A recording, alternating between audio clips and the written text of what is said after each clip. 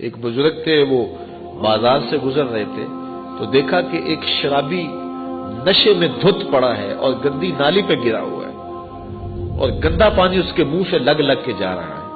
انہیں بڑا ترس آیا کہ انسان ہے اور شراب نے اس کا یہ حال کر دیا ہے۔ اس کو وہاں سے اٹھایا اور احترام انسانیت کی وجہ سے اس کا منہ دھویا اور اس کو گھر کا رستہ دکھایا۔ خیر وقت گزر گیا، جب شام پڑی، رات گہری ہوئی، سحری کا وقت آیا تو یہ بزرگ مسجد میں تہجد پڑھنے کے لیے گئے تو دیکھا کہ وہاں مصلی پہ پہلے ہی وہ شرابی بیٹھا ہوا تھا۔ تو حیرت زدہ ہوئے کہ ابھی کل تو میں نے اس کا منہ دھویا ہے۔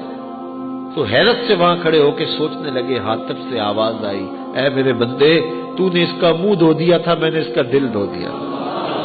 تو کچھ سچے دل سے اس کے حضور آئے، ہم اپنے ظاہر کو صاف کرنا ہے، اندر کو وہ صاف کر دے گا، باطن کو وہ ستھرا کر دے گا، اندر کی غلاظتیں اپنے کرم سے وہ دور کرے گا۔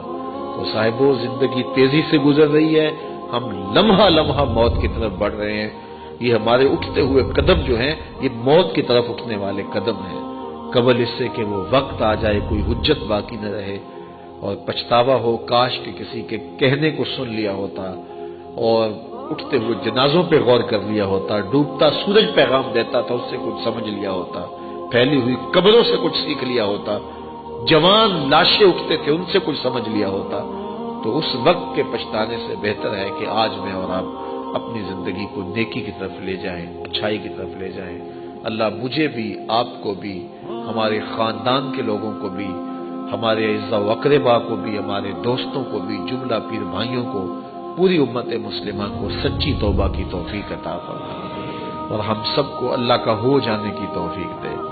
اور اچھے اور صالح لوگوں کی دوستی اختیار کرنے کی توفیق۔